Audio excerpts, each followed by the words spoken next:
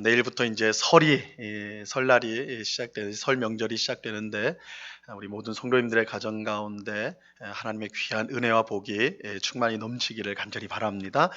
우리 성경 공부하기 전에 우리 옆에 있는 우리 성도님들 반갑게 인사 나누겠습니다. 새해 복 많이 받으세요. 이렇게 한번 해볼까요? 예,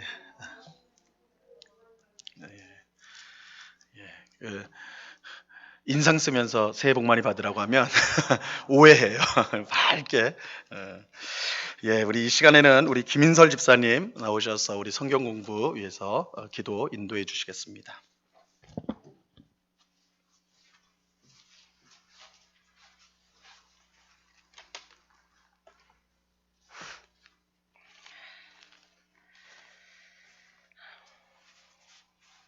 하나님 감사합니다.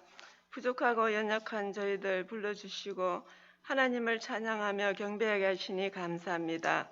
하나님께 선택받은 자들로서 세상의 빛이 되고 본이 되며 하나님 뜻대로 순종하며 살아야 하지만 믿음이 부족하여 하나님 말씀대로 살지 못함을 용서하여 주시옵소서.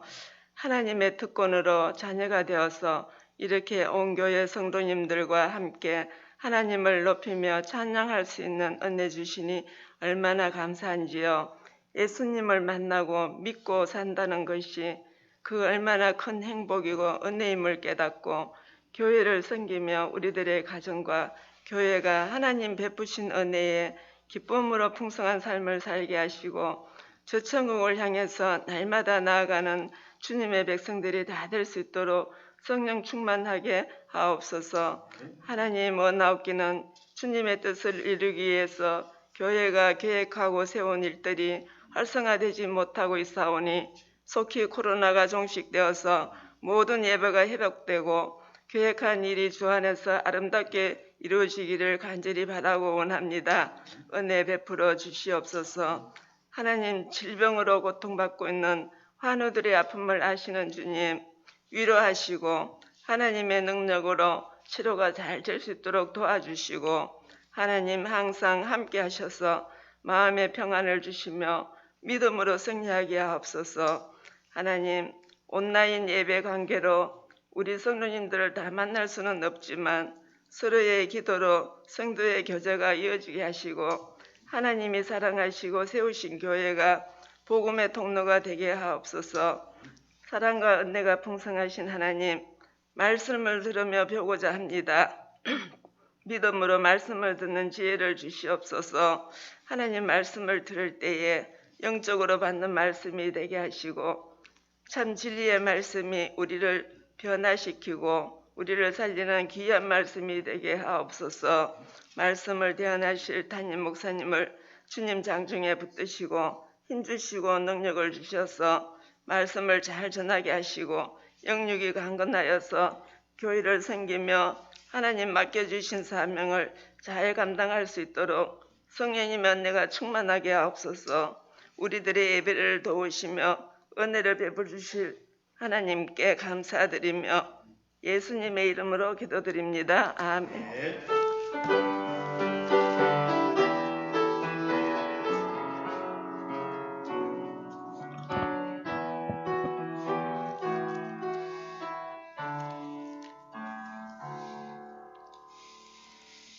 우리 하나님 말씀을 다 같이 보도록 하겠습니다. 신약성경 사도행전 20장 28절 한 절을 같이 보도록 하겠습니다.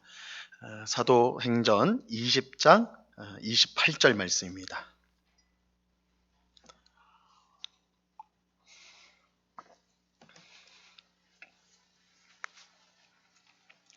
사도행전 20장 28절 우리 한 절 말씀입니다. 우리 다 같이 하나님의 말씀을 같이 읽도록 합니다. 시작. 여러분은 자기를 위하여 또는 온 양떼를 위하여 삼가라. 성령이 그들 가운데 여러분을 감독자로 삼고 하나님이 자기 피로 사신 교회를 보살피게 하셨느니라. 아멘. 오늘은 우리 사도신경 여섯 번째 사도신경 공부 여섯 번째 시간입니다.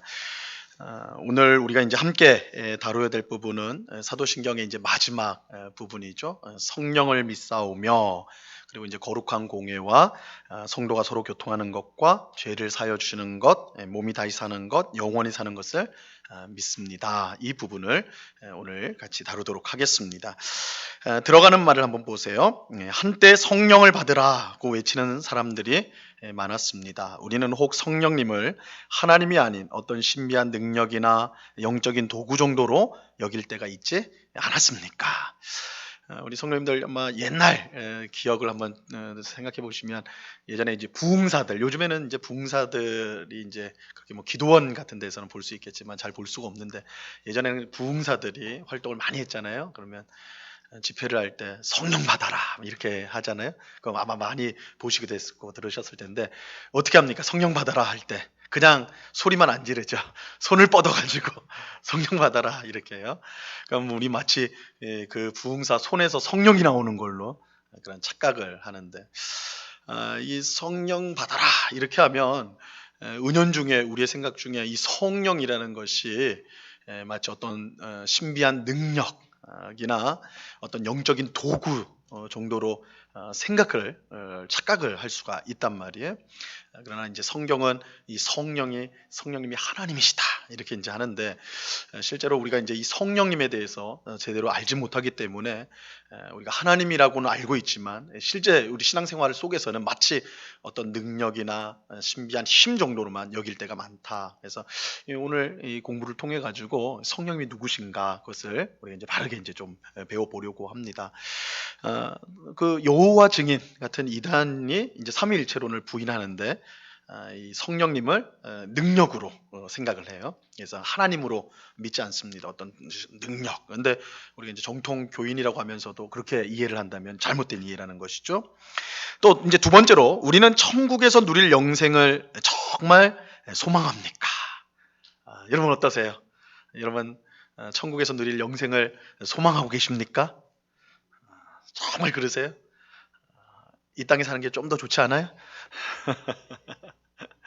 이게 이 질문이 사실 고난, 이제 우리 성경이 이 신약 성경이 기록될 때는 교회가 고난 가운데 있을 때, 초대교회 초반부에는 굉장히 고난의 시기였잖아요. 그러니까 우리 초대교회 성도들은 이 천국에 대한 소망이 분명했어요. 예수님이 오실 것에 대한 소망, 기대감이 분명했거든요. 그게 너무 고난 가운데 있었기 때문에, 사실 교회 역사를 보면 고난 가운데 있던 성도들은 이 천국의 영생에 대한 소망이 분명하게 나타났습니다. 우리나라에서도 일제 강점기에 신앙이 굉장히 이제 그 천국에 대한 소망이 굉장히 성도들한테 컸다라는 것을 알 수가 있는데, 그래서 그 일제 강점기 때 목사님들이 설교를 많이 한 본문이 뭐냐면 요한계시록이었어요. 천국에 대한 소망을 성도들에게 주기 위해서 요한계시록이 많이 이제 강해가 되었는데, 이제 말씀이 선포되어졌는데, 근데 이제 문제는 편안해지면 뭐 삶에 별 문제가 없으면, 물론 개인적인 문제들이야 언제든 있죠. 그런데 이제 전반적으로 편안해지면 흐려지는 거예요. 그래서 우리 중세 시대 교회라든지, 그때는 이제 그야말로 교회가 사회 교황이 왕보다 권세가 있었으니까 예수 믿는 게 자랑이 되는 거고 힘이 되는 시대, 그때는 이 천국에 대한 소망이 상대적으로 약화되는 것이죠. 왜냐하면 이 땅에 사는 게 좋으니까, 편하고 더 좋으니까. 어떻게 보면 우리가 지금 살고 있는 지금도 어느 면에선 그렇지 않은가. 그래서 우리가 정말 우리가 사도신경을 늘 고백하면서 부활을 믿는다, 영생을 믿는다고 고백하는데, 정말 우리 가운데 그런 소망이 있는가? 정말 있는가? 정말 나는 천국을 바라보면서 그 소망을 가지고 살아가는가? 이 소망이 분명할수록 우리의 삶에 변화가 있을 거란 말이에요. 그죠? 근데 나의 삶에 그런 것들이 있는가? 오늘 공부를 통해서 한번 곰곰이 한번 우리가 생각해 봐야 될 중요한 질문이라고 생각돼요. 자, 그러면 먼저 우리 성령을 믿사오며부터 우리가 이제 그 내용을 살펴보겠습니다. 먼저 우리가 생각해 봐야 될 게, 이 성령님에 대한 믿음과 그 뒤에 나오는 교회, 성도의 교통, 죄사함, 부활, 영생에 대한 이 믿음을 우리가 이제 이 같은 믿음인데 차이점이 있습니다. 차이점이. 성령님에 대한 믿음과 그 뒤에 나오는 교회, 성도의 교통, 죄사함, 부활, 영생에 대한 믿음은 구별이 되는데 이 성령님에 대한 믿음은 앞서 우리가 이제 살펴보았던 성부 하나님과 성자 하나님은 예수님을 말하는 것이죠. 성자 하나님에 대한 믿음과 동일합니다. 그래서 우리가 성부 하나님을 믿는 것, 성자 하나님을 믿는 것, 그리고 성령 하나님을 믿는 이 믿음은 동일한 믿음이에요. 반면에 성도의 교통이나 죄사함, 부활, 영생을 믿는다고 할 때 여기서 이 믿음이라는 것은 삼위일체 하나님을 믿는 믿음과는 좀 차이가 있는데 그것은 하나님의 역사와 교리에 대한 지식을 알고 동의하는 믿음이다. 그래서 이런 점에서 좀 차이가 있는 거예요. 그래서 삼위일체 하나님을 우리가 믿는다라고 할 때 이것은 진정한 믿음으로서 그 삼위일체 하나님께 우리의 삶을 다 맡겨드리는 그런 믿음인 반면에 우리가 지금 이제 뭐 교회라든지 성도의 교통이라든지 죄사함이라든지 영생이라든지 부활이라든지 이러한 것들은 우리가 그것을 지식적으로 알고 동의하는 믿음이다. 그래서 우리가 삼위일체 하나님을 믿는 믿음과 구별되는 동일한 믿음이긴 하지만 수준에 있어서 구별된다라고 말할 수가 있어요. 근데 그럼에도 불구하고 연관성이 있습니다. 그럼 둘이 떨어져 있느냐? 그렇진 않아요. 연관성이 있는데 성령님에 대한 믿음과 교회와 성도의 교통, 죄사함, 부활, 영생에 대한 믿음은 함께 연결시키는 이유가 있어요. 우리 사도신경 마지막 보면 사실 성령에 대한 부분이 굉장히 짧아요. 성령을 믿사오며 그죠? 딱 그거밖에 없어요. 앞부분에 전능하사 천지를 만드신 하나님 아버지를 내가 믿사오며 적어도 그렇게 되고 예수님은 훨씬 길죠? 근데 성령님은 딱 하나예요. 성령을 믿사오며 너무 이제 이 축약된 것처럼 보이는데 사실은 그 뒤에 나오는 교회라든지 이 뭐 영생이라든지 부활이라든지 이 모든 내용이 사실은 이 성령의 역사와 연관이 있어요. 그래서 이렇게 함께 묶여져 있다는 걸 우리 이제 볼 수가 있습니다. 이 모든 것들이 성령님의 역사와 관련이 있기 때문인데 성령님은 무엇보다 교회를 인도하세요. 성령 하나님은 교회를 인도하세요. 또 우리는 성령 안에서 성도의 교통, 성도의 교제를 나누게 됩니다. 그리고 성령님은 죄와 사망에서 우리를 해방하셨어요. 죄사함에서 죄에서 우리를 해방하셨고 또한 부활하게 하시는 로마서 1장 4절에 보니까 성결의 영으로 예수님이 부활했다. 이렇게 이제 성령으로 부활했다라는 말씀이 나오게 있어요. 그리고 영생을 얻게 하십니다. 영생을 얻게 하세요. 이러한 일들을 하시기 때문에 사실 이 성령을 믿사오며 그 뒤에 교회와 또 뭐 성도의 교통이라든지 이 쭉 연결되어지는 것이 같이 나오는 이유가 바로 성령의 사역과 연관이 되기 때문에 이렇게 하나로 묶여졌다 이렇게 알 수가 있습니다. 무엇보다 성령님의 사역 중에서 중요한 것은 2000년 전에 있었던 예수님의 구원 사건, 그의 생애와 말씀과 십자가 죽음과 부활, 이게 이제 구원 사건인데 전체가 그것이 오늘 우리의 사건이 되게 하는 것이 바로 성령님의 역사입니다. 그래서 여러분 전도하다 보면 이렇게 시비 거는 사람이 있어요. 예수님 믿으세요? 그러면 아니 예수님은 언제 때 사람이에요? 그러니까 2000년 전에. 어느 땅 사람이에요? 조선 땅이에요? 아니 저기 팔레스타인, 유대, 이스라엘 땅에. 아니 그러면 당신하고 무슨 상관이 있냐고. 그게 오늘 나랑 무슨 상관이 있느냐? 그 예수가 저 멀리 있는 2000년 전에 죽은 팔레스타인 땅에서 죽은 뭐 수천 킬로 떨어진 데 아닙니까? 거기서 죽은 한 사람이 오늘 나의 삶하고 무슨 상관이 있느냐? 이렇게 물으면 말하기 어렵잖아요, 그죠? 뭐라고 하시겠어요? 그래도 상관이 있어요, 그래요? 그래도 믿으세요, 그래요? 사실은 우리가 상식적으로 인간의 생각으로 생각하면 관계가 없다고요. 그런데 이 자리에 모여있는 우리 모두는 그 2000년 전에 저 멀리 있는 팔레스타인에서 죽은 유대인, 그죠? 예수님이 나의 죄를 위해서 죽으셨음을 우리는 믿고 그가 부활하심으로 우리가 하나님 앞에서 의롭게 됐다는 것을 우리가 믿거든요. 이게 어떻게 가능하냐는 거예요. 이게 어떻게 가능하냐. 세상 사람들이 볼 때 그거 미친 거예요. 이해가 안 되는 거예요. 차라리 당군을 믿어라. 우리나라 그 신화 속에 있는 당군을 믿어라 이렇게 말하죠. 근데 우리는 어떻게 그 예수님을 믿을 수가 있는가? 이 성령의 역사로 말미암는 거예요. 사실 이게 우리 인간의 생각으로는 설명이 될 방법이 없어요.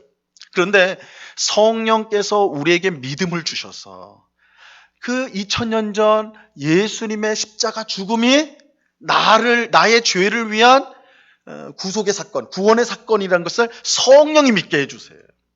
그래서 성령님께서 그 사건이 나의 사건으로서 믿어져서 그 성령님의 역사로 말미암아 내가 그걸 믿음으로 구원을 받는 거예요. 그러니까 성령님께서 하시는 일은 뭐냐면 예수님께서 행하신 그 구원 사건이 내 것이 되게 해주시는, 내 것이 되게 해주는 그런 역사를 행하시는 것입니다. 그래서 이것이 이제 교회, 성도의 교통, 죄사함, 부활, 영생으로 다 성령의 역사 속에서 오늘 나의 것이 되는 거예요. 적용이 되는 것이죠. 성령이 아니면 이건 다 뜬소리가 돼버릴 수밖에 없는데, 허튼 소리인데 성령님 때문에 이것이 나에게 참 진리로, 내 사건으로서, 나의 소망으로서 다가오게 된다는 것이죠. 자, 그러면 좀 더 구체적으로 이제 성령 하나님에 대해서 보겠습니다. 자, 성령 하나님, 첫 번째는 하나님이신 성령님. 성령님은 하나님이세요. 그래서 성부 하나님, 아버지 하나님도 하나님이고, 예수님은 아들 하나님, 성자 하나님이죠. 성령님은 성령 하나님이시다. 꼭 기억하셔야 돼요. 성령님은 성부 하나님과 성자 하나님과 동등하시고 본질이 같으시다. 그래서 창조하는 일, 구속하는 일, 심판하는 모든 일들을 성령님은 성부와 성자와 함께 하세요. 이 모든 일들을 함께 하십니다.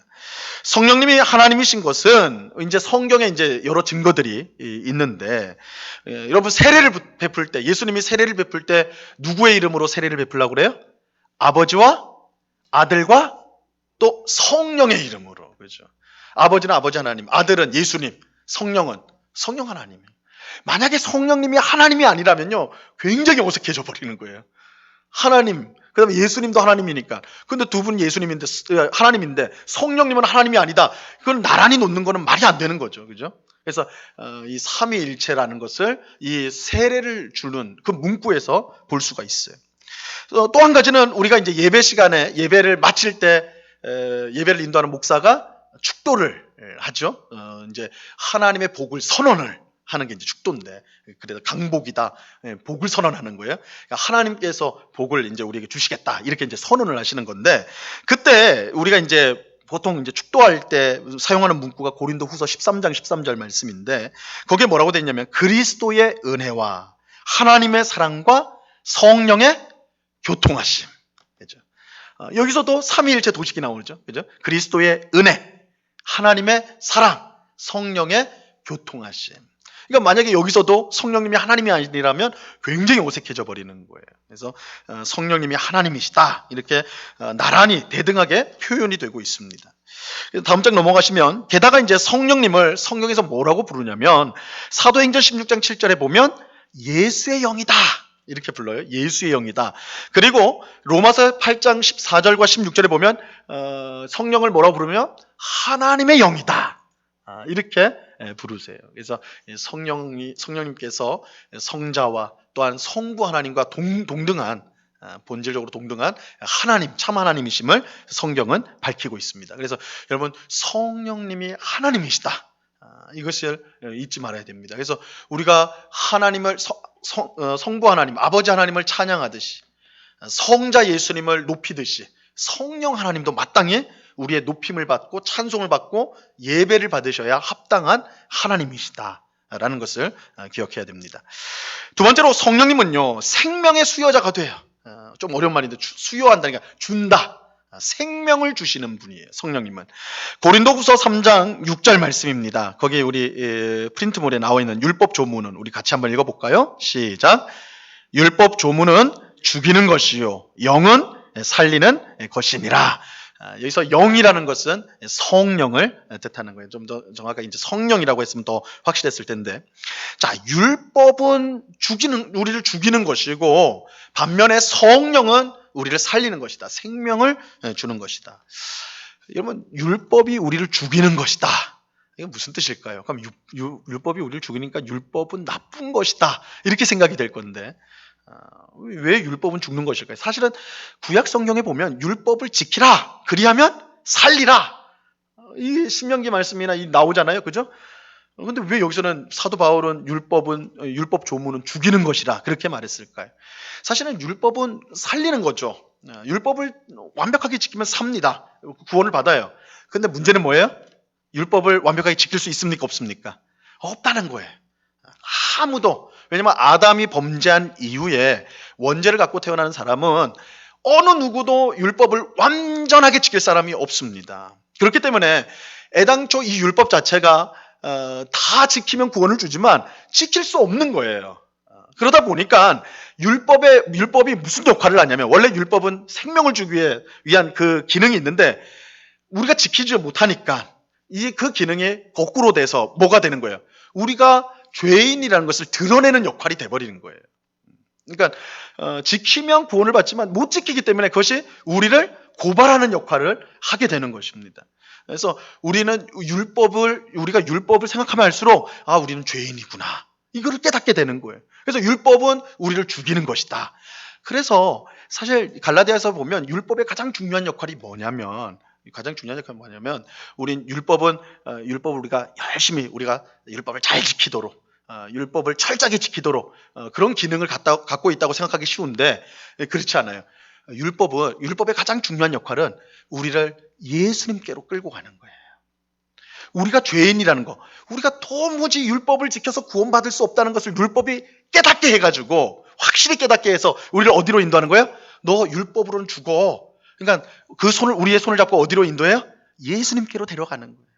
그러니까 율법을 통해 우리가 죄인인 것을 깨닫고, 그래서 그 율법을 통해서 우리가 죄인인 걸 깨닫고 예수님께로 가는 그 역할을 하는 게 바로 율법의 역할. 그래서 사도 바울은 율법 조문은 죽이는 것이요. 그러면 우리가 살리게 하는 건 뭐예요? 성령이다. 성령이 우리에게 생명을 준다. 요한복음 3장 5절 말씀에 이렇게 말씀합니다. 사람이 물과 성령으로 나지 아니하면 하나님 나라에 들어갈 수 없느니라. 이 거듭남에 대해서, 중생에 대해서 말씀하는데 물과 성령으로 나야 된다. 그래서 이 물과 성령은 세례를 뜻하는 거예요. 물 세례와 성령 세례. 물 세례라는 것은 우리가 눈으로 보여지는 세례인 반면에 성령 세례라는 것은 그 물 세례의 핵심적인 본질이죠. 보이지 않는 영적인 성령이 우리에게 생명을 주시는 세례가 반드시 필요하다. 그래서 성령은 우리에게 생명을 주시는 분이다. 생명을 주시는 분이다. 성령님은 우리가 복음, 하나님의 말씀을 들을 수 있게 하시고 이것을 조명이라. 성령님은 하나님 말씀을요, 우리가 성경을 읽을 때, 제가 이건 몇 번 말씀을 드렸어요. 여러분 성경 읽을 때 꼭 기도하고 읽으셔야 돼요. 성령의 조명을 위해서 기도하셔야 돼요.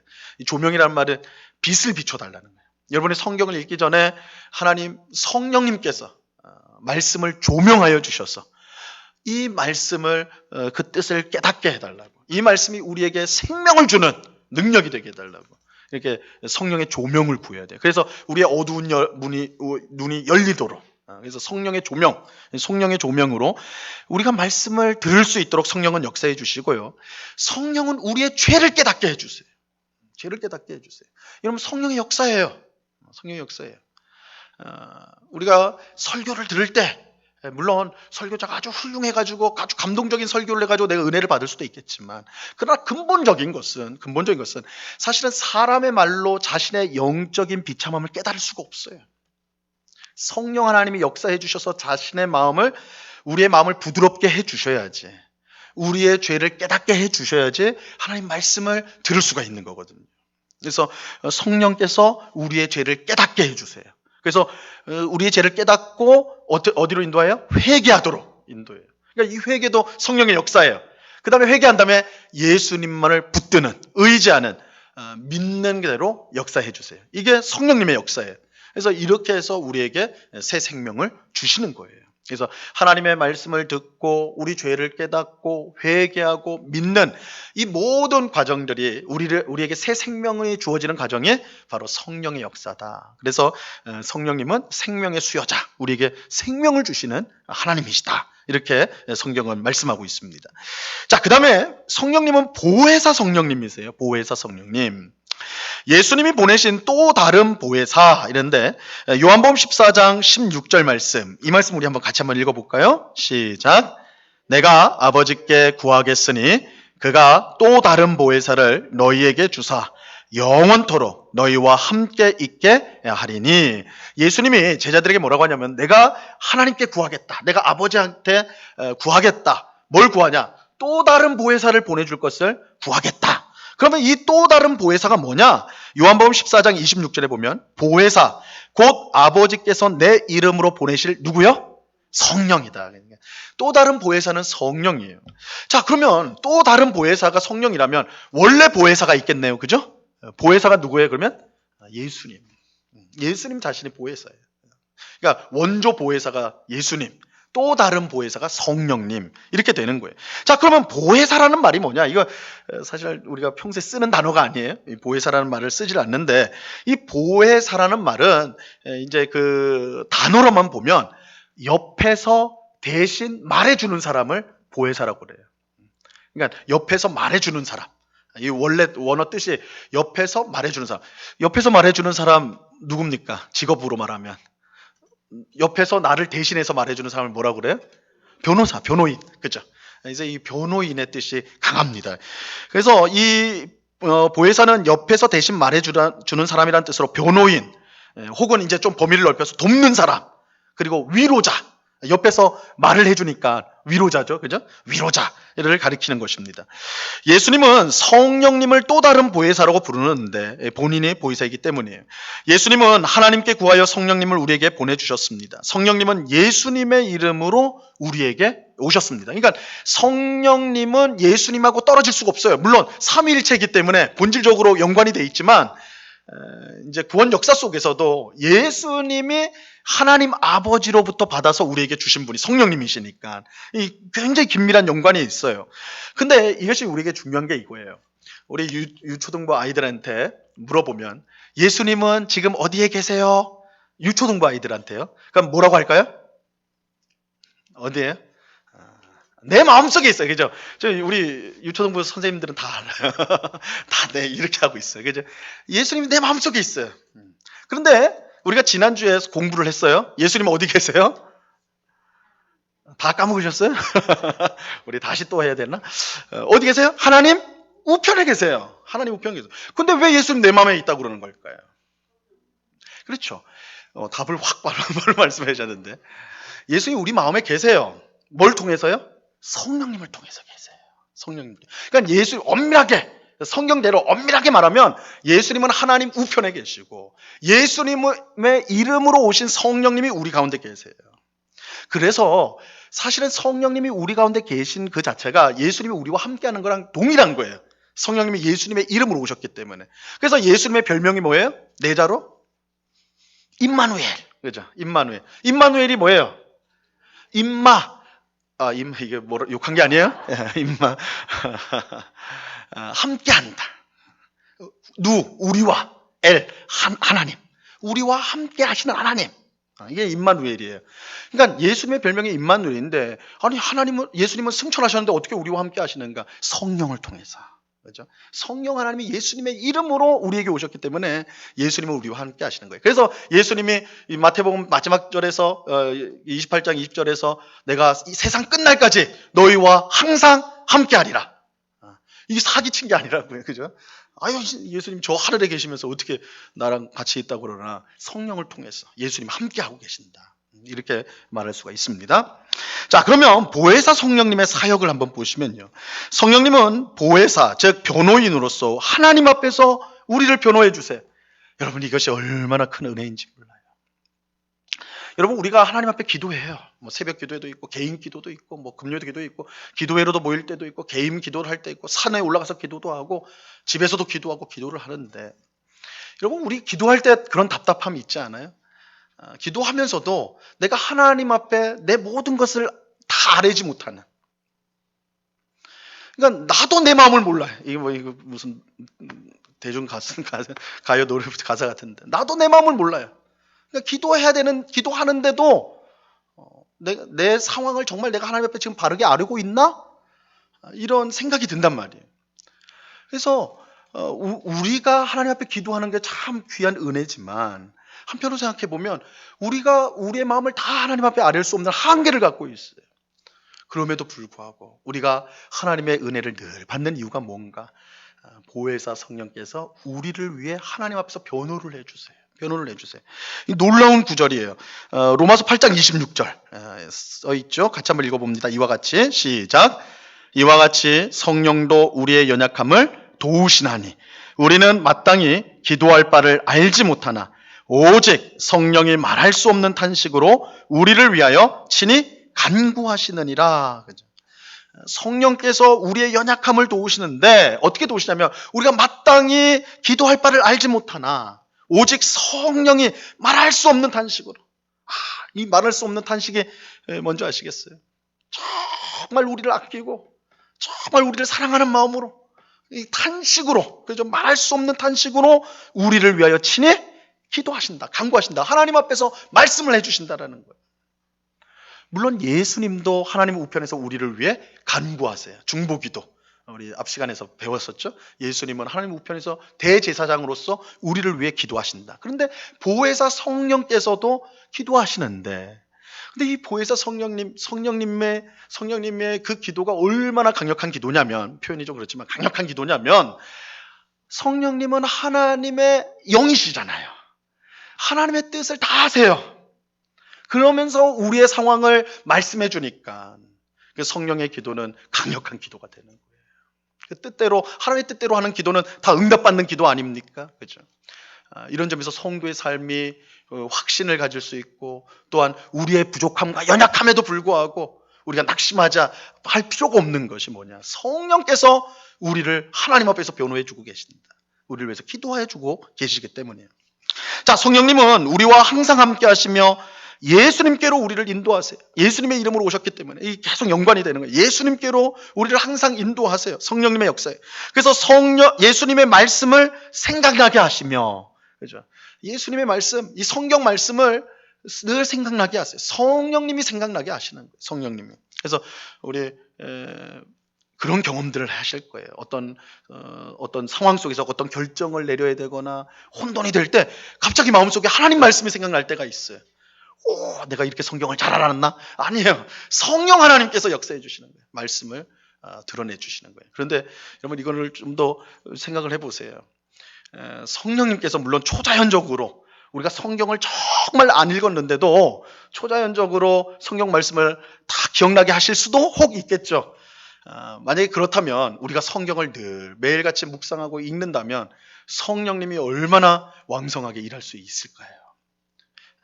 우리가 성령님의 초자연적인 역사를 우리가 분명히 인정하지만 우리가 성경을 많이 알고 늘 읽는다면 성령님은 우리 안에서 그 말씀을 가지고 얼마나 힘있게 사역할 수 있겠냐고. 여러분, 성령님은 인격적인 하나님이세요. 우리에게 없는 것 가지고 뭘 하려고 하시는 분이 아니라 있는 것 가지고 사용하시는 분이시란 말이에요. 그렇죠? 그래서 우리 성도가 성경을 늘 가까이 해야 되는, 하나님 말씀을 늘 읽고 묵상해야 되는 이유가 성령의 역사하심이 더욱더 왕성하고 강력하게 일어나기 때문에 그래요. 또한 성령은 우리를 진리로 인도하세요. 이게 다 같은 말이에요. 그죠? 예수님께로 인도한다. 진리로 인도한다.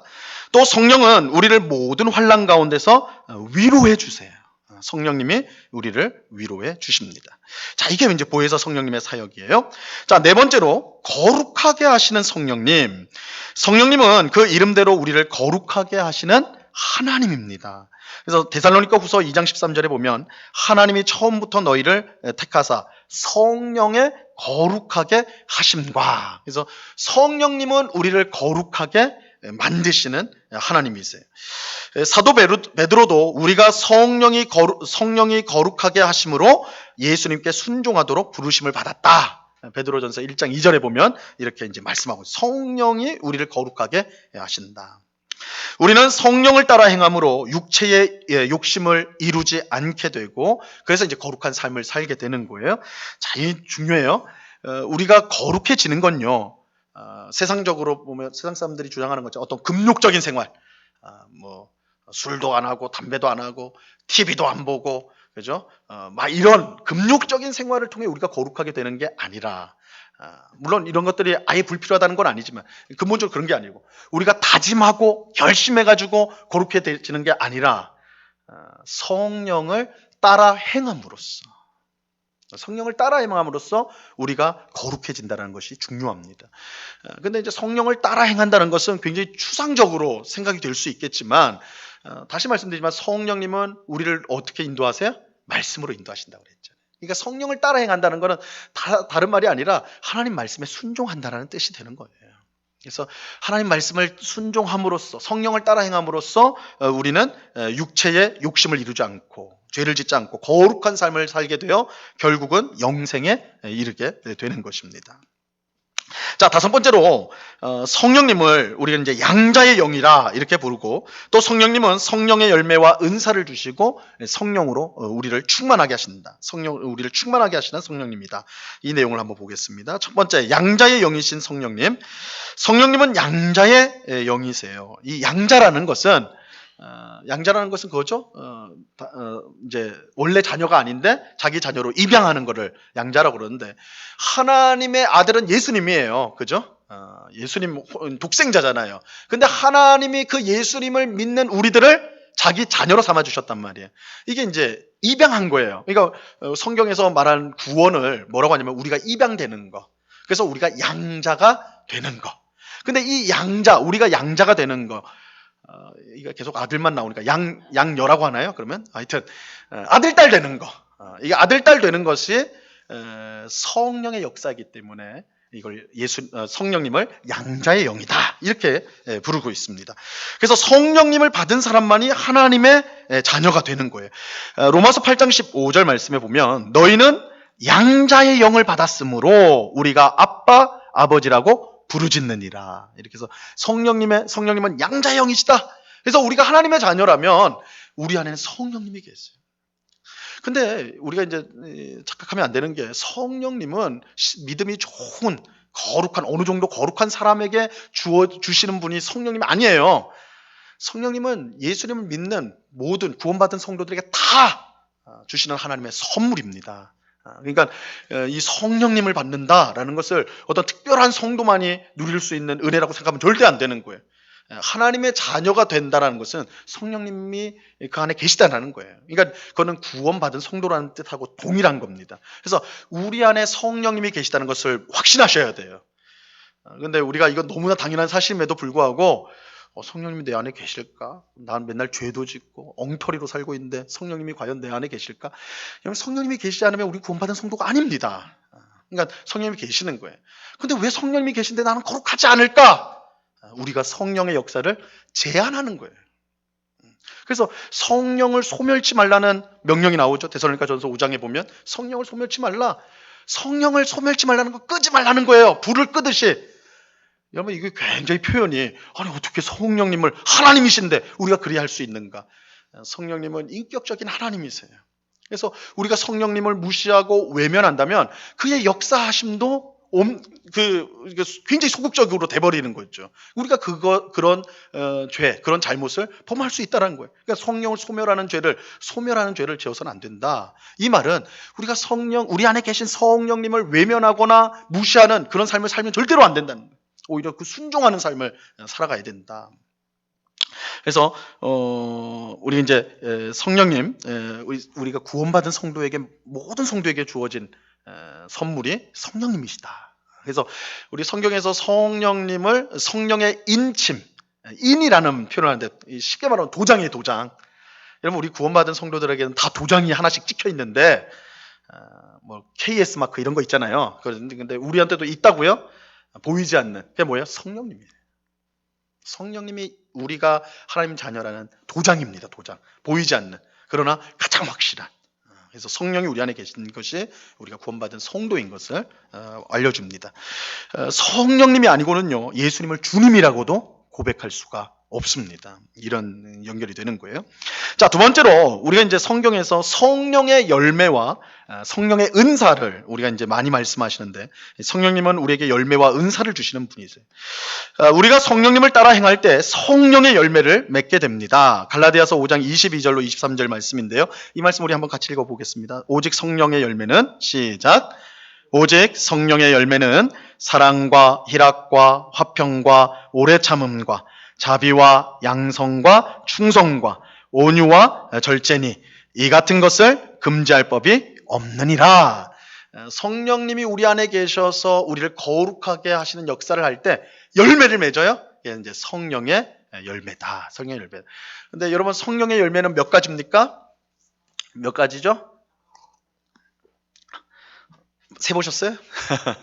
성령의 열매는 하나예요.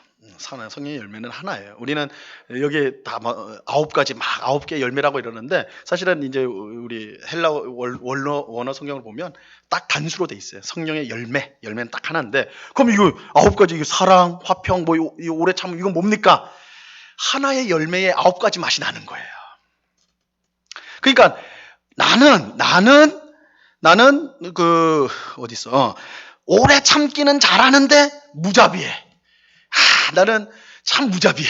오래는 잘 참는데. 그래서 나는 자비로운 거를 좀 개발을 해야 되겠어. 아니에요. 그럴 수가 없어요. 그럴 수가 없어요. 성령의 열매는 하나예요. 그 열매를 먹을 때 그 9가지 맛이 어우러져서 나는 거예요. 그러니까 이 우리 성령의 열매라는 것이 1차적으로 우리 힘으로 되는 게 아니라 성령이 우리 안에서 거룩하게 하시는 사역으로서 되어진다. 그리고 이게 따로 어떤 뭐 기능적으로 돼 있는 것이 아니라 하나로서 이루어지는데, 가장 성령의 열매에서 핵심적인 건 이겁니다. 잊지 말아야 될 것. 성령의 열매는요, 성품이에요. 성품입니다. 성령의 열매는요, 어떤 신비한 능력이 아니에요. 어떤 기적이라든지 뭐 이런 것들도 아니에요. 성품이에요. 성품. 이거 꼭 기억하셔야 돼요. 그러니까 이 성령으로 충만한 성도는요, 어떤 신비한 능력을 가지게 되는 게 아니라, 우리는 성령하면 하여튼 능력하고 연결이 돼가지고 은사랑 연결이 돼서 기능적으로 막 이렇게 나타나는 걸로 생각한단 말이에요. 근데 성경은 그렇게 가르치지 않아요. 성령으로 충만하면 성품이 변화돼요. 어떻게 해요? 예수님을 닮아요. 그래서 예수님을 닮는 것이야말로 성령 충만한 성도의 가장 분명한 증거가 되는 거예요. 성령의 열매가 있다라는 것은 그 사람이 예수님을 닮았다라는 거예요. 근데 이게 로마서 14장 17절에 보면 하나님 나라에 대해서 설명을 하는데, 하나님 나라는 먹는 것에 있지 않고 다른 것에 있지 않고 뭐라냐면 하나님의 나라는 의와 평강과 희락이라, 이렇게 말을 해요. 하나님 나라는 의와 평강과 희락이라. 로마서 14장 17절에서 의와 평강과 희락이 다 뭐예요? 성품이에요. 성품. 그러니까 하나님 나라의 백성은 예수님을 닮은 성품의 사람들. 이게 다 연결이 되죠. 그러니까 여러분, 우리가 기독교를 이해할 때 우리 한국 교회에 이 복음이 들어오고 이 성령과 관련해서는 어떤 능력, 기적 이런 것들이 너무 강조가 많이 됐습니다. 그때는 이제 신앙을 가지는 초기 단계니까 그런 성령의 눈에 보이는 역사가 중요하게 됐단 말이에요. 그러니까 그게 잘못됐다 이건 아닙니다. 이건 초기니까. 근데 사실 성경의 강조점은 성령을 통해 나타나는 어떤 신비한 역사보다는 성령을 통해 우리가 예수님을 닮는 사람이 되는 것. 그래서 그게 천국 백성인 거예요. 하나님 나라는 의와 평강과 희락이니까. 그죠? 그래서 우리가 성령의 열매를 생각할 때 항상 꼭 기억해야 되는 게 성품이다. 그래서 성령의 열매를 맺는다는 것은 예수님의 모습을 닮아가는 것이다. 생각과 말과 행실이 예수님을 닮아가는 것이다. 이거를 우리가 꼭 기억을 해야 됩니다. 자, 성령님은 또 우리에게 여러 가지 은사를 주세요. 성령의 은사. 중요한 사실은 한 성령님이 모든 은사를 주시는데 오직 뭐대로 주세요? 그의 뜻대로. 성령의 뜻대로 우리에게 나누어 주시는 것입니다. 중요한 거는 우리의 소원대로 주시는 게 아니에요. 우리의 바람대로 주시는 게 아니에요. 성령의 뜻대로 주세요. 성령의 뜻대로 은사를 나눠주십니다. 그렇기 때문에 은사는 자신의 신앙을 뽐내는 데 사용돼서는 안 되고 교회를 세우고 성도를 돌보는 데 사용되어야 하는 것입니다. 이게 성령의 은사의 가장 중요한 특징입니다. 성령의 은사는 성도를 돕고 교회를 세우는 데 쓰여지는 게 성령의 은사예요. 은사. 여러분, 성령의 은사 하면 우리 한국교회에서는 방언, 그죠? 방언, 그 다음에 신유, 병을 치료하는 신유, 그 다음에 또 뭐 있을까요? 뭐 통역도 있죠. 방언을 번역하는 통역 뭐 이런 것들도 있을 것이고. 근데 뭐 투시 뭐 이런 거는 성경에 안 나오는 겁니다. 뭐 성도들 막 째려보면서 뭐 뱀이 있다느니 이런 말 하는 거는 전혀 성경적이지 않은 거예요.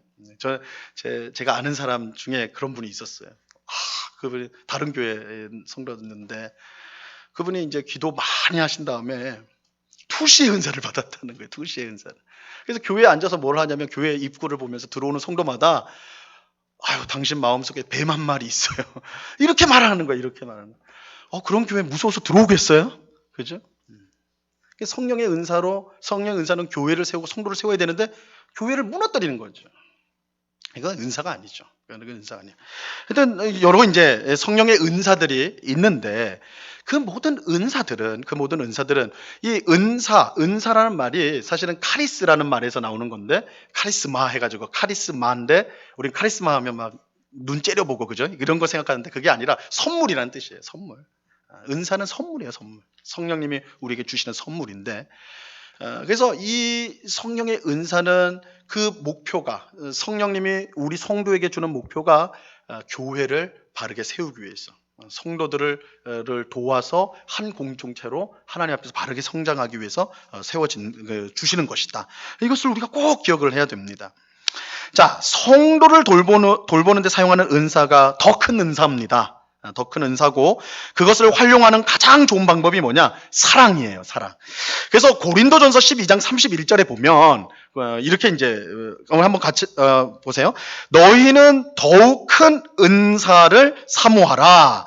내가 가장 좋은 길을 너희에게 보이리라. 이렇게 하는데 더욱 큰 은사가 뭐냐? 여기서 더욱 큰 은사는 고린도전서 14장에 가면 두 가지 성령의 은사를 비교를 해서 설명을 해요. 바울이. 뭐냐면 방언과 예언입니다. 방언과 예언인데 여기서 말하는 예언이라는 것은 우리가 생각할 때 점쟁이가 앞일을 무슨 일이 있을 것이다 이 예언이 아닙니다. 여기서 예언은 차라리 설교에 가까워요. 하나님의 말씀을 선포하는 이제 예언을 할 때 그래서 은사 중에 방언의 은사와 예언의 은사가 있는데 사도 바울은 이 두 은사 중에 어떤 게 더 큰 은사냐 했을 때 예언의 은사가 더 큰 은사다. 하나님 말씀을 선포하는 말씀의 은사가 더 큰 은사다라고 말을 해요. 그 이유가 뭐냐면 여러분 방언은요 성령의 은사니까 유익합니다. 근데 누구한테 유익해요? 자기 자신에게만 유익을 해요. 그러니까 우리 성도님 중에도 이제 방언하시는 성도님이 있을지 모르겠는데 방언은 못 알아듣죠. 외국어로 하지 않는 이상은 못 알아들으실 거예요. 대부분. 그러니까 자기도 몰라요 사실은. 그죠? 그래서 고린도전서 14장에 보면 이 방언을 우리 천사의 말로서 말을 하는데 모른다는 거예요. 그러니까 방언 기도를 하면 우리 마음에는 아무런 유익이 없어요, 사실은. 내가 뭔 말을 했는지 모르니까. 그러니까 다만 그래도 그의 성령의 은사기 때문에 개인의 경건을 위해서는 유익하다라고 은사니까 그런 점에서 하지만 마음에 남는 건 없어요. 그러니까 철저히 자신을 위해서만 쓸 수 있는 게 그 방언인데 예언은 하나님의 말씀을 선언하는 예언은 그거는 자기 자신뿐만 아니라 듣는 사람들이 다 하나님의 일을 들을 수 있기 때문에 다 유익이 된다는 거예요. 그래서 바울이 뭐라고 합니까? 1만 마디 방언보다 5마디 예언이 더 복되다 그러잖아요. 더 유익하다. 그거는 교회의 유익 때문에 그런 거예요. 그러니까 성령의 은사를 말할 때 더 큰 은사, 더 훌륭한 은사가 뭐냐? 성도를 섬기고 교회를 세우는 은사다. 그래서 여러분 우리가 은사를 사모한다, 은사를 구한다 했을 때 그것이 나의 경건만을 위한, 나의 믿음만을 위한 것은 사실은 그것도 방언 같은 개인의 은사도 있을 수 있지만 사실은 진짜 성령의 은사, 제대로 된 성령의 은사라는 것은 섬기기 위한 은사요, 교회를 세우는 은사다라는 걸 우리가 기억을 할 필요가 있습니다. 그리고 그 은사를 어떻게 사용해야 되느냐? 사랑으로. 그래서 고린도전서 13장이 있는 거예요. 12장에서 은사의 문제를 말하다가 13장에서 사랑 얘기하고 14장에서 예언과 방언 얘기를 해요. 성령의 은사를 어떻게 활용해야 되느냐? 사랑의 원리로. 그러니까 사랑으로 하지 않는 성령의 은사는 오히려 교회를 어지럽히고 사람을 힘들게 만들 수 있는.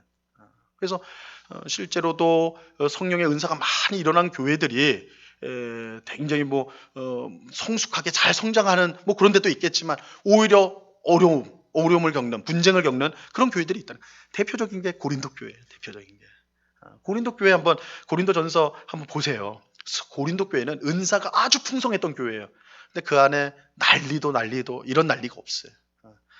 그래서 오늘날 현대 교회의 문제를 다 갖고 있는 게 고린도 교회였거든요. 근데 그런 고린도 교회가 성령의 은사가 엄청 풍성한 곳이었어요. 근데 그걸 사랑으로 행하지 않았어요. 그래서 바울이 고린도전서 13장을 쓰면서 너희 은사를 사랑으로 사용해야 된다. 그래서 우리가 고린도전서 13장에 그냥 사랑장, 연애 편지 쓸 때 탁 쓰는 걸로만 생각하기 쉽지만 사실은 그렇지 않고 성령의 은사를 어떻게 하면 바르게 사용할 수 있느냐. 그게 이제 핵심적인 내용으로 주신 것입니다. 자, 그래서 은사에 대해서는 우리가 꼭 섬김을 위한 것이다. 교회를 세우기 위함이다라는 것을 기억하셔야 됩니다. 자, 성령으로 충만이요. 에베소서 5장 18절 보면 술 취하지 말라. 이는 방탕한 것이니 오직 성령으로 충만함을 받으라. 성령 충만은 신비한 능력이나 은사가 아니라 성령의 온전한 다스림을 받는 게 성령으로 충만함입니다. 그러므로 성령으로 충만은 성령께서 가르치신 대로 하나님의 말씀에 온전히 순종하는 것이고, 그래서 온전히 순종할 때 우리에게 아까 살펴봤던 성령의 열매가 맺히는 거예요. 그래서 예수님을 닮아가게 됩니다. 그러니까 결국 성령으로 충만과 성령의 열매는 연결이 돼요. 뭘로요? 예수님을 닮는 것으로. 그래서 우리의 성품이 변화되어지는 것으로 드러나게 된다라고 할 수가 있는 것입니다. 그러므로 성령으로 충만한 그리스도인은 예수님을 닮은 성숙한 성도이다라는 것을 우리가 이제 꼭 기억을 해야 됩니다. 자, 여기까지가 이제 우리 성령에 대한 내용을 한번 살펴봤고요. 이제는 거룩한 공회에 대해서, 공회는 교회를 말하는 것입니다. 교회에 대해서. 자, 교회는 건물이 아닙니다. 교회는 하나님께서 선택하시고 예수 그리스도로 구원을 받아 성령으로 거룩해지는 성도들의 뭐예요? 모임이에요. 모임. 여러분, 여기에 모인 우리가 교회입니다. 우리가 교회예요. 꼭 기억하세요. 이게 교회가 아닙니다. 이 건물이 교회가 아니라 우리가 교회예요. 우리가 성도들의 모임이 교회다. 이게 성경적 의미에서의 교회라는 것을 꼭 기억하셔야 돼요. 가장 기본적인 거예요. 니케아 콘스탄티노플 신조에서는 우리가 이게 첫 시간에 좀 말씀을 드렸는데 우리가 사도신경만 있는 것이 아니라 니케아 신경도 있고 니케아 콘스탄티노플 신경도 있고 칼케돈 신경도 있고 이런 여러 가지 공교회의 신앙 고백이 있다고 그랬죠. 그 중에 하나가 이제 니케아 콘스탄티노플 신조인데 동방교회에서 이걸 고백을 해요. 근데 거기서 교회를요 이렇게 이제 정의를 합니다. 교회는 뭐냐면 하나의 거룩한 보편적 사도적 교회다. 그래서 교회를 네 가지로 설명을 하는데 하나의 교회, 거룩한 교회, 보편적 교회, 사도적 교회 이렇게 이제 네 가지로 설명합니다. 그 네 가지를 한번 보시면요. 첫 번째 하나의 교회.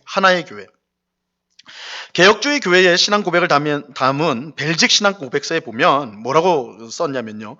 하나의 보편 교회가 세상이 시작될 때부터 있었고 세상이 끝날 때까지 있을 것이다. 교회가 하나예요. 하나. 처음부터 끝까지 하나의 교회가 있을 것이다. 사실 교회는 신약 시대에 새롭게 만들어진 것이 아니라 우리는 교회가 오순절날 성령님이 그 기도하는 제자들에게 임하셔서 교회가 시작되었다. 이렇게 이제 우리가 표현을 하는데 사실 엄격하게 말하면 그 교회가 그때 시작된 거 아니에요. 교회는 아까도 뭐라고 그랬어요? 하나님을 믿는 성도의 모임이라고 그랬잖아요. 하나님의 백성이 있는 자리부터 교회는 시작이 된 거예요. 그래서 하나님 백성이 있을 때부터 이미 처음부터 세상이 창조될 때 아담과 하와를 창조될 때부터 교회는 시작되었어요.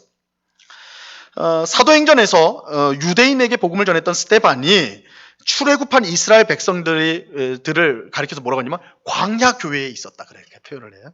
그러니까 여러분 생각을 해보셨어요? 구약 성경에 교회가 있네. 이스라엘 백성 출애굽한 이스라엘 백성들을 광야 교회다.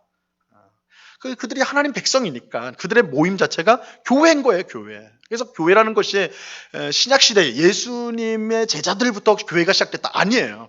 이미 구약 때부터 교회는 있었어요. 처음부터 있었고 그 교회가 이스라엘이 망했으니까 그 교회 구약 교회는 망하고 신약 교회가 시작됐느냐? 아니에요. 그렇지 않아요. 하나의 교회예요. 그래서 처음부터 아담과 하와부터 시작된 교회는 지금 우리가 모이는 교회에 이르기까지 동일한 교회로서 되어지고 있다. 이 사실을 우리가 이제 꼭 기억을 해야 됩니다. 교회는 결코 구약의 이스라엘을 대체하는 신약 사람들의 모임이 아니고 그리스도를 머리로 하는 하나의 교회로 항상 존재한다. 이것을 기억을 해야 됩니다. 하나의 교회다. 두 번째, 거룩한 교회. 거룩한 교회를 보세요. 교회는 그리스도 예수 안에서 거룩하여지고 성도라 부르심을 받은 자들이다. 이게 고린도전서 1장 2절의 말씀이에요. 바로 여기서부터 교회는 사람이죠. 사람. 성도라 부르심을 받은 자들이 교회예요. 그죠? 더 정확히는 예수님이 이루신 구원 역사를 성령께서 적용하심으로 거룩하게 되는 사람들의 모임이 교회입니다. 교회는 날마다 거룩을 향하여 전진합니다. 물론 거룩의 완성에 아직 이르지 못했기 때문에 교회를 통해 많은 문제가 발생하는 것이 사실입니다. 하지만 교회에 어떤 문제가 있다고 해서 그 교회가 거짓 교회는 아닙니다. 그래서 우리가 이제 교회는 거룩한 교회다라고 했을 때 이 말은 이미 거룩해진 완벽하게 거룩한 교회라는 뜻은 아닙니다. 성령께서 우리 안에서 계속 거룩을 이루어가는 교회다라는 의미로 우리가 거룩한 교회라고 말을 하는 거예요. 그리고 이 교회의 거룩은 우리의 힘으로 만들어내는 것이 아니라 성령께서 교회를 거룩하게 만들어 가십니다. 그러므로 우리는 교회의 문제 때문에 실망할 것이 아니라 교회의 거룩을 위해 성령님의 은혜와 능력을 겸손히 그리고 간절히 구해야 하는 것입니다. 그래서 특히 이제 오늘날 한국 교회의 이 현실을 보면서 여러 문제들이 많잖아요. 요즘에는 TV에 뭐 이게 다 나오니까 한국 교회의 그런 부조리한 모습들이 나오니까 특별히 젊은 사람들이 교회를 떠나는 경우가 많습니다. 어떻게 세상보다 교회가 못하냐 이렇게 이제 실망하고 가는데 우리가 이제 기억해야 될 것은 이 땅에 있는 교회는 이미 거룩해진 교회가 아닙니다. 거룩을 향해 나아가는 교회예요. 그래서 당연히 우리 속에는 문제가 있고 여러 연약함이 있습니다. 그래서 우리는 이런 문제에 대해서 물론 그 문제가 나중에 이제 해결된다 이렇게 생각하면서 아무렇지 않게 지나치란 말이 아니라 우리가 심각하게 생각해야 되겠죠. 그러나 그 문제들이 성령님에 의해서 해결되어져가는 우리가 거룩하게 변모되어져는 앞으로 그렇게 될 거라는 걸 기대하면서 그것들 소망하는 가운데 우리 속에 있는 거룩하지 못한 모습을 우리가 버리고 그것을 극복하는 노력을 해야 된다는 거예요. 그래서 교회가 부패하다고 해서 교회를 버리는 그것은 옳지 않습니다. 소위 오늘날 가나안 성도라고 그러죠. 가나안 성도, 교회 안 나가는 성도. 가나안을 거꾸로 하면 안 나가 성도. 그래서 가나안 성도라고 하는데 이 가나안 성도가 우리 지금 이 기존 우리 성도님들한테는 생소한데 상당히 많다고 그래요. 지금 이제 통계적으로 보면 수도권에만 20-30만 명이 계속 떠돈다고 그러죠. 교회에 출석하지 않고 계속 이제 떠돈다고 이제 그런 통계가 나오는데 굉장히 심각한 문제인데 대부분 이제 가나안 이제 이 성도라고 불려지는 하나님은 믿는데 교회를 안 나가는 분들의 생각은 교회가 왜 이래 문제가 많아. 세상보다 더 못한데 내가 왜 교회를 가? 이렇게 생각하기 쉬운데 교회는 원래 그런 문제가 많아요. 근데 성령께서 그대로 두시는 것이 아니라 그런 문제 많은 교회를 회복시켜 나가고 거룩하게 만들어가는 그 과정 가운데 우리가 있다.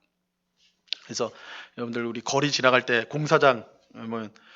공사장이란 표시 있잖아요. 그죠? 여기는 지금 공사하고 있습니다. 교회도 비슷한 거예요. 우리는 성령님이 계속 우리를 공사하고 있는 거예요. 우리를 고치고 있는 거예요. 그래서 우리는 그 현실을 한편으로 마음 아파야 되지만 한편으로 소망을 가지고 임해야 돼요. 그래서 교회가 이런 문제가 있다고 해서 이 교회에 어떻게 이런 일이 있을 수 있어? 어떻게 이런 악한 사람이 있을 수 해서 나는 이런 교회 안 다녀. 그것은 성도의 바른 태도가 아니다. 사실은 교회는 어떻게 보면 문제가 있을 수밖에 없는 그러나 성령께서 그 교회를 회복시키고 거룩하게 하신다는 그 우리 소망을 가지고 한 마음으로 바른 교회를 세워가지고 힘써야 되는 것이다 라는 것을 우리가 이제 꼭 기억할 필요가 있습니다. 루터가요 성도를 뭐라고 불렀냐면 성도는 의인이면서 죄인이라고 그랬어요. 이거 굉장히 그죠? 성도는 의인이면서 죄인이다. 이미 예수 안에서 의인이 됐어요. 그러나 지금 현실상으로는 여전히 죄를 짓고 있는 죄인이에요. 그러면 성도가 의인이면서 죄인이면 그 성도의 모임인 교회는 어땠어요? 어떨까요? 교회도 마찬가지겠죠. 교회는 이미 거룩해진 교회지만 한편으로는 죄인의 공동체예요. 죄인의 공동체. 그러니까 여러 가지 문제들이 발생할 수밖에 없는 그게 현실이란 거죠. 그래서 우리가 나중에 보겠지만 지금 교회는 죄와 싸우는 교회고, 그러나 이 싸움이 영원토록 이어지는 게 아니라 예수께서 승리하셨기 때문에 교회는 승리하는 교회로 나가게 됩니다. 그걸 소망하면서 같이 믿음 생활을 해야 되는 것입니다. 자, 세 번째, 보편적 교회. 여러분, 천주 교회를요 로마 카톨릭 교회라고 부르고, 우리가 이제 보통은 카톨릭 교회라고 그러죠. 카톨릭 교회. 사실은 카톨릭 교회라고 부르면 안 돼요. 반드시 로마를 붙여야 돼요. 로마 카톨릭 교회. 왜 그러냐면 이 카톨릭이라는 말이요 우리에게도 해당되기 때문에 그래요. 그러니까 카톨릭이라는 이게 말이 너무 귀한 말이에요. 보편적이란 말이에요. 보편. 근데 천주교회에다 카톨릭을 줘버리면 우리가 그걸 못 쓰게 돼 버리잖아요. 그러면 안 된다고요. 그래서 구별을 꼭 해야 됩니다. 로마 카톨릭 교회라고 그래야 돼요. 천주교회한테는 로마자를 꼭 붙여서 붙이고, 우리 개신교 또한 카톨릭 교회입니다. 보편적인 교회라는 거예요. 보편적인 교회. 교회는 시간적으로, 공간적으로 보편적입니다. 보편적이에요. 비록 시간적으로 보면 구약의 교회가 있었고 신약의 교회가 있었고 또 뭐 몇백 년 전의 교회가 있었고 현대의 교회가 있고 미래의 교회가 있고 이렇게 다 나눠져 있는 것 같지만 사실은 똑같은 교회, 하나의 교회, 보편적 교회. 또 공간적으로 한국 교회가 있고 미국 교회가 있고 아프리카 교회가 있지만 사실은 그 교회들이 다 하나예요. 보편적 교회. 나눠지지 않는다는 것입니다. 물론 그렇다고 교회라는 이름만 있으면 다 같은 교회냐? 통일교도 교회라고 하죠. 그럼 통일교도 교회냐? 아니다. 왜냐하면 이 다른 복음을 믿는 이단 교회가 이제 있기 때문에 우리가 교회라고만 붙여놓는다고 해서 다 우리가 보편적 교회라고 볼 수가 없어요. 그래서 종교개혁자들은 교회의 표지를 가르쳐 줬어요. 어떤 교회가 진짜 교회냐? 쉽게 말해서 최소한의 기준. 이거는 이제 여러분들 교회를 우리가 이제 어느 교회가 이게 바른 교회입니까? 이렇게 우리 많이 질문하잖아요. 특히 이사를 가서 교회를 새로 결정해야 되는데 가봤더니 이게 바른 교회인가 아닌가 모르겠다 이러잖아요. 종교개혁자들은 세 가지 표지를 줬어요. 세 가지를 점검해봐라. 첫 번째가 하나님의 말씀이 바르게 선포되고 있는가. 그러니까 하나님의 말씀, 성경의 말씀이 온전하게 선포되고 있는가. 이 해석이 막 잘못 엉뚱하게 막 이렇게 되지 않고 말씀 그대로 선포되고 있는가. 첫 번째. 두 번째는 성례가, 세례와 성찬이 바르게 시행되고 있는가. 이 두 성례가 바르게 시행되고 있는가. 이 이제 사실은 종교개혁자 대부분은 이 두 가지만 있으면 그 교회는 참교회다. 여러 연약함이 있을지 몰라도 뭐 그 교회에 뭐 어떤 부정적인 사건이 있었더라 하더라도 이 두 가지가 바르게 작동하고 있다면 그 바른 교회다. 근데 이제 우리 장로교의 이제 아버지라고 할 수 있는 칼빈은 한 가지 더 붙였어요. 권징. 교회의 권징이 있는가. 그래서 교회의 범죄한 성도에 대해서 치리를 하는 그것이 반드시 있어야 된다. 그게 바른 교회라면 반드시 있어야 된다. 해서 이 세 가지. 칼빈의 경우는 세 가지를 말했고 보통은 이제 두 가지를 그렇게 이제 말했는데 그러니까 여러분 생각해 보면 굉장히 폭이 넓은 것 같죠, 그렇죠? 그러니까 우리가 보통 교회를 생각할 때 우리가 너무 엄밀하게 생각을 해가지고 여러 잣대를 대는 것은 사실은 바람직하지 않습니다. 가장 핵심적인 것들이 부합하다면 이게 하나님 말씀이 바르게 선포되고 성례가 바르게 시행되고 권징이 이루어지는 교회라면 그 교회는 바른 교회다. 우리가 여러 연약함이 있더라도 부족함이 있더라도 우리가 그런 연약함 때문에 교회를 떠나야 되겠다 이렇게 생각해서는 안 된다는 거예요. 쉽게 말해서 이것이 있다면 자, 네 번째로는 사도적 교회입니다. 사도적 교회는 사도들이 전해준 신앙을 이어받은 교회를 뜻하는 거예요. 교회는 사도들과 선지자들의 터 위에 세우심을 받았기 때문에 사도들이 예수님께 받아 선포한 복음을 지키고 전해야 하는 사명을 가지고 있습니다. 그래서 교회가 사도적 전통 위에 서 있는가. 근데 이 사도적 전통이라는 것은 결국 하나님의 말씀 위에 서 있는가. 그리고 우리 사도신경에서 지금 고백하는 것처럼 이 사도신경도 사도적 우리가 이제 신앙이라고 신앙을 표현한 거라고 믿고 있잖아요. 그래서 이런 신앙을 이제 이어받고 또 전수하고 가르치는 교회가 교회여야 된다라고 말하는 것입니다. 자, 이 네 가지 하나의 교회, 거룩한 교회, 보편적 교회, 사도적 교회. 자, 보이는 교회와 보이지 않는 교회라는 개념이 있습니다. 보이는 교회는 실제 우리 눈으로 보이는 온 세계에 흩어진 여러 교회들을 말하는 것인데, 우리 은곡교회, 이 보이는 교회예요. 그런데 이 보이는 교회는요, 참 성도만 있는 게 아니라 거짓 성도도 있어요. 이게 현실의 교회죠. 현실의 교회. 이걸 보이는 교회라고 합니다. 근데 반면에 보이지 않는 교회가 있어요. 이 보이지 않는 교회는 하나의 보편적 교회인데 모든 시대와 모든 지역을 통틀어 참 성도로 이루어진 유일한 교회를 보이지 않는 교회. 그래서 이건 이상적인 교회겠죠. 그죠? 이거는 그러니까 보이는 교회 안에 보이지 않는 교회가 있는 겁니다. 그래서 우리가 알곡과 가라지 비유할 때 그 밭 안에 알곡과 가라지가 함께 섞여 있다. 그래서 심판날 이게 분리가 되잖아요. 그런 거와 마찬가지로 교회, 보이는 교회에서는 참 성도와 그렇지 않은 성도가 같이 있다. 이게 어떻게 보면 교회에 문제가 일어나는, 왜 교회가 이렇게 좀 부패하고 어려움이 있는가? 이 보이는 교회는 이렇게 섞여 있기 때문에 그런 것이기도 합니다. 그러면 어떻게 해야 되나? 보이는 교회에서 어떻게 해야 되나? 우리 은곡교회가 보이는 교회인데, 그럼 우리 은곡교회를 보이지 않는 교회, 참된 교회로 만듭시다. 그래가지고 어떻게 해요? 한 사람 한 사람 잡고 신앙생활 어떻게 하고 제대로 하고 있는지 얘기를 들은 다음에 제대로 안 하면 나가세요. 당신은 믿는 사람이 아닌 것 같습니다. 쫓아내고. 그러면 참된 교회가 될까요? 사실 그런 노력을 했던 사람들이 있었어요. 실제로. 그래서 보이는 교회 안에 보이지 않는 교회를 형성하려고 애썼던 사람들이 있어요. 근데 그것은 바람직하지 않는. 왜냐하면 참 성도와 거짓 성도를 우리가 구별할 수는 없어요. 우리가 구별할 수가 없어요. 그래서 우리가 다 참교회를 이루어가도록 힘을 써야 되겠지만 우리가 심판자가 돼가지고 너는 진짜, 너는 가짜 이렇게 해서는 결코 안 된다는 거예요. 자, 전투하는 교회와 승리하는 교회가 있습니다. 교회는 이 세상에서 여전히 권세를 가진 사탄과 영적인 싸움을 하고 있는 지상교회, 이건 이제 전투하는 교회라고 그래요. 우리는 지금 전투하는 교회예요. 여러 가지 우리 안에 있는 연약함이 있어요. 밖에서 오는 핍박도, 여러 가지 비난도 있고 어려움도 있어요. 싸우는 거예요. 우리는 이 땅에서 싸우는 지상교회, 싸우는 교회. 그런데 이 상태가 계속되는 게 아니에요. 우리는 결국 승리하는 교회가 될 거예요. 예수 그리스도께서 이미 승리하셨기 때문에. 그래서 천상의 교회. 그래서 요한계시록에 보면 이 두 가지 그림이 있잖아요. 이 사도 요한이 이제 소아시아에 있는 7교회에게 편지를 보내면서 그 4장에 넘어가면 천상을 보게 된다고요. 그죠? 24장로하고 네 생물하고 하나님과 어린 양의 보좌가 딱 펼쳐진. 그러니까 하늘과 땅이 동시에 보여지는 거예요. 요한계시록에서는. 근데 보면 아래서는 여전히 핍박을 받아요.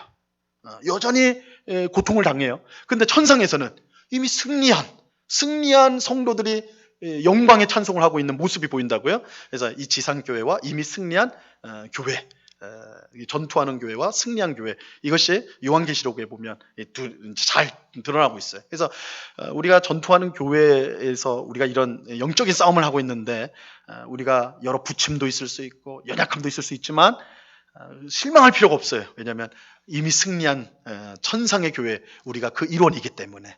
그래서 우리가 때가 되면 그 일원이 될 것이기 때문에 우리가 더 힘을 내서 이 땅에서 전투를 해야 되는 것입니다. 자, 성도가 서로 교통하는 것으로 갑니다. 모든 성도는 그리스도의 몸을 이루고 그 몸에 연결된 지체입니다. 성도의 교통은 예수님과의 교통에서 비롯이 됩니다. 1번 그리스도와의 연합. 성경은 예수님과 우리와의 관계를 생명관계로 비유를 해요. 그래서 비유가 포도나무와 가지 비유. 그죠? 예수님은 나는 포도나무요, 너희는 가지다. 가지가 포도나무에서 잘려나 버리면 죽는 거예요. 생명을 공유하는 관계죠. 또 몸의 비유. 예수님은 몸이고 우리는 그 몸의 각 지체다. 이렇게 되어 있어요. 생명을 공유하는 관계다.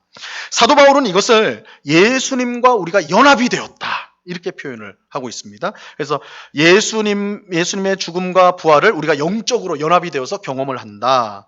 그래서 예수님과 우리의 생명의 연합, 생명의 연합은 나아가서는 성도 간의 생명의 연합의 근거가 되게 됩니다. 그래서 성도 간의 교통으로 보시면요, 성도는 예수님과 생명으로 연합되어 있듯이 다른 성도들과도 생명으로 연합되어 있습니다. 그러므로 나보다 부족하고 연약한 성도를 무시하고 멀리하는 것은 자기 몸을 스스로 해야 하는 어리석은 행동이 됩니다. 주님께서 서로의 연약함을 돌보도록 우리를 한 몸이 되게 하셨음을 알아야 합니다. 여러분, 교회에서 성도끼리 싸우면 뭐라고 그래요? 전문 용어로 자해요. 자해. 자기 몸을 해치는 거예요. 서로 막 교회 안에서 이기려고 그래요. 어리석은 거예요. 몸에서 자기 같은 몸인데 누가 이기려고 하니 그건 뭐 안 되는 거예요. 그죠? 그래서 우리가 꼭 기억해야 돼요. 고린도전서 12장 25절에 보니까 25절에 보니까 몸 가운데 분쟁이 없고 오직 여러 지체가 서로 같이 돌보게 하셨느니라. 이게 성도의 교제. 예수님은 다른 사람보다 높아지려고 하기보다 오히려 다른 사람의 종이 되어 섬기라고 하셨습니다. 이처럼 서로의 종이 되어 섬기고 서로 사랑할 때 세상 사람들은 우리가 예수님의 제자인 것을 알게 됩니다. 성령께서 우리에게 은사를 주신 것은 다른 성도를 섬기기 위해서예요. 우리는 서로를 위해 기도하고 서로의 짐을 대신 져주고 물질적인 필요를 채워주며 또 우리는 죄를 범한 형제가 돌이킬 수 있도록 최선의 노력을 다해야 된다. 이게 성도의 교통, 성도의 교제를 뜻하는 것입니다. 그래서 우리가 생각하는 것보다 이 성도의 교통이라는 것은 굉장히 성도의 생활에서 굉장히 중요한 부분이에요. 우리는 예배 와서 그냥 인사 한번 나누는 것으로 성도의 교제를 생각하기가 쉬운데 그렇지 않아. 더 적극적으로 위에서 기도해주고 그 필요를 할 수 있는 만큼 채워주는, 같이 서로의 짐을 져주는, 그리고 성도가 잘못을 했을 때는 위에서 기도할 뿐만 아니라 그 잘못을 회개하고 돌이킬 수 있도록 우리가 할 수 있는, 또 교회가 할 수 있는 최선을 다해야 된다. 자, 죄를 사하여 주시는 것. 사람의 가장 근본적 문제는 죄입니다. 이 세상이 이처럼 문제가 많은 것도 모든 사람이 죄를 범하였기 때문입니다. 죄 때문에 사람 간의 관계는 처절하게 망가졌습니다. 죄 때문에 사람은 자연 환경을 무참히 파괴했고 그 결과 파괴된 자연의 역습을 받고 있습니다. 이거 오늘 우리 시대에 이거 너무너무 실감나죠. 지금 쓰나미, 온난화로 인한 기상이변, 지금 막 눈이 엄청나게 퍼붓는다든지 이런 기상 이변들이 환경 파괴로 인해서 일어나잖아요. 이 궁극적인 이유가 뭐냐면 죄의 문제라는 거, 죄 문제. 근데 가장 큰 문제, 죄로 때문에 발생하는 가장 큰 문제는 하나님과의 관계가 끊어졌다는 것입니다. 죄 문제 해결 없이는 하나님께로 갈 수가 없고 은혜를 얻을 수 없으며 이 모든 문제를 해결할 수가 없습니다. 하지만 하나님은 은혜롭고 자비하셔서 우리의 죄를 사해 주기를 기뻐하셨습니다. 그러나 죄 사함에는 엄청난 대가가 필요합니다. 죄는 반드시 공의의 처벌을 받아야 하는데 사람의 죄는 사람의 생명을 요구합니다. 우리가 전 시간에 배웠죠? 피가 곧 생명이기 때문에 죄를 사함에 있어서 피가 요구된다. 하나님은 우리의 죄를 사하기 위해 자신의 아들을 사람으로 보내셨고 우리의 모든 죄를 대신 짊어지고 십자가에 죽게 하셨습니다. 이를 통해 하나님의 공의와 사랑을 모두 만족시켰어요. 이 십자가 사건의 의미예요. 우리는 우리 죄를 대신하여 죽으신 예수님을 믿음으로 죄사함의 은혜를 받게 되었습니다. 그래서 예수님을 믿는 우리는 이미 죄사함을 받았습니다. 믿으셔야 돼요. 우리가 예수를 믿는데도 불구하고 여전히 죄짐을 짓고 있다 그러면 그건 온전한 믿음이 아닙니다. 우리가 예수를 믿는다는 것은 예수님이 내 모든 죄를 짊어지고 십자가에서 죽으셨음을 믿는 거예요. 우리는 예수님 안에서 우리의 모든 죄 문제가 해결되었고 예수님의 공로로 하나님 앞에 나아가 은혜를 받게 되었음을 믿어야 합니다. 우리는 이 은혜를 힘입어 항상 죄를 회개하며 죄사함의 은혜에 감사하며 살아가야 하는 것입니다. 자, 몸이 다시 사는 것. 이것은 사실은 지난 시간에 우리가 좀 했기 때문에 간략하게 다뤄볼게요. 우리는 예수님이 부활하신 것처럼 부활하게 될 거예요. 성도가 죽으면 그 몸은 어떻게 된다고 했습니까? 이 땅에서 썩는다고 그랬죠? 그 영혼은요, 즉시 하나님 안으로 들어갑니다. 천국으로 가게 돼요. 하지만 그렇다고 몸이 그럼 썩는다고 그럼 몸이 없냐? 우리는 없어지느냐? 아니에요. 예수님이 다시 오시는 날, 재림하는 날, 우리는 천국에 합당한 영광스러운 부활의 몸을 갖게 될 거예요. 그래서 부활의 몸을 우리의 영혼이 부활의 몸을 입어서 온전한 사람으로서 천국에서 영생을 누리게 되는 것입니다. 이 내용을 이거를 우리 개인의 종말이라고 하는데 이걸 꼭 기억하셔야 돼요. 우리가 성도가 죽으면 그 영혼은 하나님께로 바로 천국으로 들어가고 우리의 몸은 이 땅에 썩는다. 근데 예수님 다시 오실 때 우리는 부활의 몸, 영광스러운 천국의 몸을 입어가지고 부활하여서 천국에서 영생을 살게 된다. 이거예요. 자, 마지막으로 영원히 사는 것. 우리는 천국에서 죽지 않고 영원히 살게 됩니다. 왜냐하면 예수님이 재림하실 때 죽음 또한 지옥에 던져질 것이기 때문입니다. 죽음이 없어져요. 우리는 그 상태가 어떤 상태인지를 알지 못해. 우리는 항상 죽음이라는 것은 기정사실로 알고 살아가기 때문에 죽음이 없는 것이라는 걸 우리가 생각할 수 없지만 예수님이 다시 오시는 날, 세상을 심판하실 때 죽음도 심판을 받아요. 죽음을 불못에 던지겠다라고 말씀을 하세요. 그런데 천국의 삶은 단순히 죽지 않는 삶 정도가 아닙니다. 우리는 천국에서 영생을 누리게 됩니다. 영생이 뭐라고 그랬죠? 하나님의 다스림을 받는 삶이라고 그랬어요. 하나님의 다스림을 온전히 받는 삶. 즉 하나님의 뜻이 온전히 이루어지는 하나님의 은혜와 복이 가득한 삶입니다. 그렇게 천국의 삶은 우리가 도저히 상상할 수 없는 지극히 복되고 기쁜 삶입니다. 우리 성님, 천국에서 우리가 어떻게 살게 될 것인가 궁금하시죠? 그래가지고 시중에 나가면 천국에 갔다 왔다는 사람 얘기들도 좀 책으로도 보고, 저도 그런 얘기 들었는데 저번에도 제가 설교 중에 말했지만 700평 아파트에 산대요. 700평 아파트에 살고 BMW를 굴리고 다니고 막 그런 사람, 또 신앙생활 엉터리한 사람은 앞에 보니까 초가집에 살더라 뭐 이런 얘기를 하던데 다 엉터리. 절대 믿지 마세요. 절대 믿지 마세요. 천국은 우리가 상상할 수 없을 만큼 더 복된 곳이에요. 우리가 그렇게 상상을 해버리면 700평 아파트 하면 지금은 와 이러지만 상대가 안 돼요. 우리가 이 땅에 묶여서 생각하는 천국으로 생각하면 안 된다고요. 천국은 우리가 생각하는 그 이상으로 복된 곳이에요. 그 이상으로 더 좋은 곳이에요. 천국에 가면 맨날 예배만 드린다는데 큰일 났다. 그렇게 생각하셔도 안 돼. 그때 드리는 예배, 그때 드리는 기도, 그 기도는 진짜 하나님과의 대화니까 우리는 얼굴과 얼굴로 볼 거니까 그 자체가 우리가 이루 말할 수 없는 기쁨과 평안이라는, 예배가 기쁨이 된다는 것은 우리가 이 땅에서는 도무지 이해할 수가 없어. 설교를 1시간만 들어도 막 이 몸이 그죠? 힘든데, 그런데 살아계신 하나님을 앞에 두고 그가 하시는 말씀을 듣는다. 상상할 수 없는 기쁨과 평안과 그런 것들이 주어지는 거예요. 그러니까 우리가 천국을 소망해야 돼요. 기대해야 되는데 이 땅의 경험으로 축소시키지 마시라. 우리가 아무리 상상해도 축소시키는 거예요. 얼마나 복된 곳일까. 그래서 우리가 그 소망을 갖고 살아야 됩니다. 소망을 갖고 살아야 돼. 그래서 우리 베드로전서 지금 주일마다 듣고 있지만 우리가 나그네라고 그랬죠. 천국을 향해 나가는 나그네라고 그랬죠. 나그네는 사실 고단한 거예요. 근데 성경은 우리를 나그네라고 그래요. 이 땅에서 편하게 살아라. 다 누릴 거 누리고 살아라. 그리고 천국 와라. 그렇게 안 가르칩니다. 나그네라고 그래요. 고단하게 살아. 예수 믿는 게 고단한 삶이에요. 근데 왜 우리가 그런 고단한 삶을 살아야 되는가? 천국에서 이루 말할 수 없는 하나님의 놀라운 은혜와 복이 우리를 기다리고 있기 때문에 이 땅에서의 나그네 삶은 아무것도 아닙니다. 아무것도 아닙니다. 그래서 우리가 이 영생, 우리가 천국의 삶이라는 것이 얼마나 복된 것인가 우리가 기대하면서 우리가 이 땅을 살아가야 하는 것입니다. 여러분, 우리가 천국의 소망을 한번 우리가 시작하면서 제가 말씀을 드렸죠. 여러분 정말 천국에서 영생을 누릴 것을 정말 소망하고 계십니까? 정말 필요한. 이게 약해지면 세상에 집착하게.